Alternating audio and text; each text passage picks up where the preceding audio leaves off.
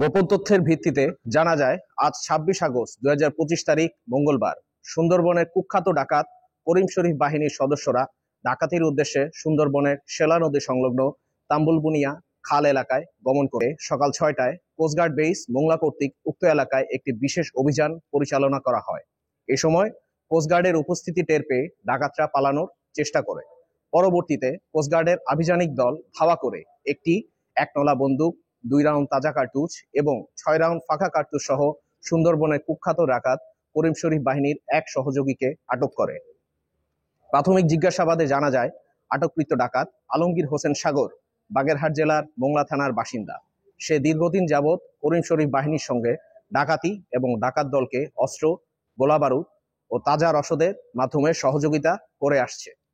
আটককৃত ডাকাত ও জব্দকৃত আলামতের পরবর্তী আইনানুগ ব্যবস্থা গ্রহণের কার্যক্রম প্রক্রিয়াধীন রয়েছে। সুন্দরবনকে দস্যুমুক্ত করতে কোস্টগার্ড ভবিষ্যতেও এ ধরনের অভিযান অব্যাহত রাখবে।